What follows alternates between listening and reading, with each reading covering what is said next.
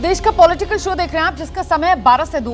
वरिष्ठ पत्रकारों का पैनल लगातार हमारे साथ बना हुआ है। बात जरा अयोध्या में राम मंदिर में रामलला की प्राण प्रतिष्ठा से जुड़ी हुई खबर की करेंगे, जिसमें अब बस 20 दिन बाकी है।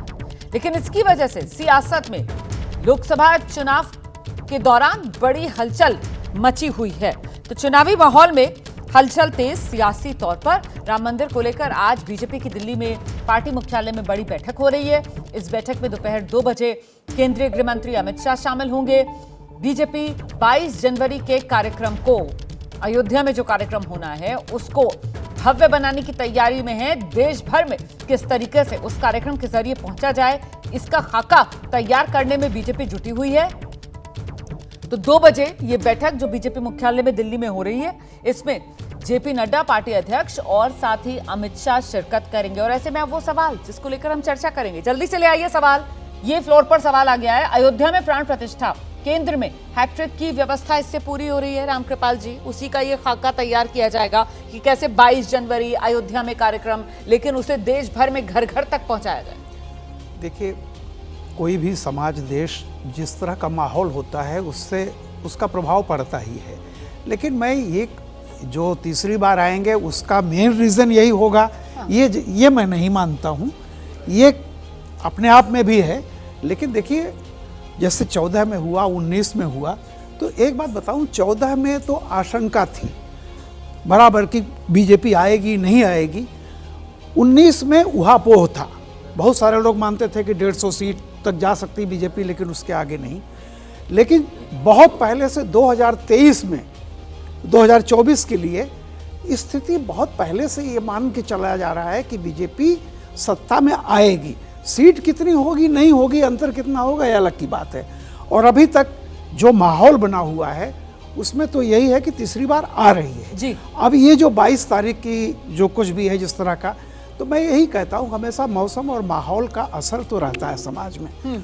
वो कोई बीजेपी के खिलाफ तो नहीं जाने वाला है। अगर उसके पक्ष में नहीं जा रहा है तो खिलाफ में नहीं जा रहा है। आशीष, कुछ जानकारी मिल रही है जो 22 जनवरी के कार्यक्रम के लिए बैठक होने वाली है बीजेपी की बड़ी, इसमें बेसिकली किस मुद्दे पर मंथन होने वाला है? देखिए, तैयारियों को लेकर के ये बैठक है और इसीलिए खुद होम मिनिस्टर यहाँ पर जाने वाले हैं कि भव्य आयोजन है, किसी तरह की कोई कमी ना रह जाए। प्रधानमंत्री को वहाँ पर जाना है। इन्हीं तैयारियों को लेकर के बैठक है और मुझे लगता है कि शाम तक रोमाना इसका ज़्यादा खाका खुल करके सामने आएगा कि क्या बातचीत हुई है। लेकिन मेनली मैं आपको ये बता सकता हूँ कि तैयारियों को लेकर के आज बैठक हुई। भावनात्मक मुद्दा 24 चुनाव में सबसे बड़ा यही रहने वाला है और जाहिर सी बात है, उम्मीद बीजेपी यही कर रही है कि इसका फायदा मिलेगा, सीधा सियासी लाभ। अभय जी, इस प्राण प्रतिष्ठा से भारतीय जनता पार्टी की चुनावी संभावनाएं और उज्जवल हो गई, इसमें कोई शक की बात नहीं। मैं रामकृपाल जी से पूरी तरीके से सहमत हूँ। मैं उनकी इस बात से भी सहमत हूँ कि वोट केवल राम मंदिर के नाम पर नहीं मांगे जाएंगे।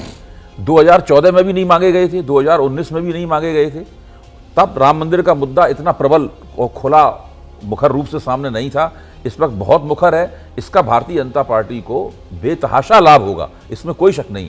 लेकिन चुनाव मोदी जी इस पे लड़ना न पसंद करेंगे, ना इसके ऊपर मेरा आकलन ये है, इस पे वोट नहीं मांगे जाएंगे। मोदी जी ने और जो काम किए हैं, जो योजनाएं चलाई हैं, जो शासन प्रशासन किया है, या उनकी जो छवि है, उसके आधार पर वो चुनाव लड़ना पसंद करेंगे। नहीं तो शुक्ला जी, लेकिन 14 और 19 का जिक्र अभय जी कर रहे हैं और अब जब हम 24 में हैं तो 24 के जरिए तो यही राम मंदिर वाला मुद्दा है, वो अक्षत के जरिए, न्योते के जरिए बीजेपी जो है वो घर घर तक पहुंच रही है अलग अलग शहरों में। तो ये तो फर्क है ना इस बार 14 और 19 के मुकाबले।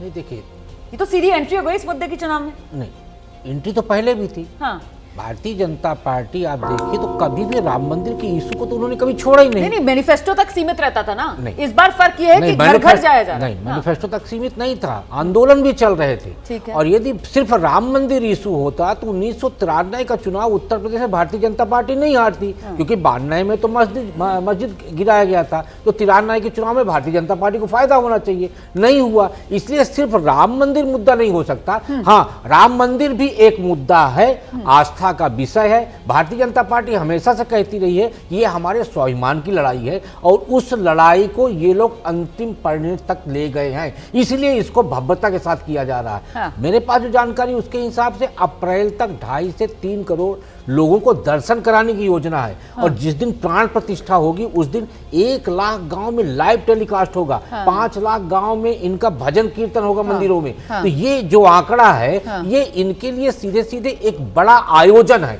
उसको और मेरे ख्याल से उसी आयोजन को कैसे गांव-गांव तक, जन-जन तक पहुंचाया जाए, उसी की रूपरेखा ये बीजेपी मुख्यालय में जो बड़ी बैठक होने वाली है उसमें तय होगी।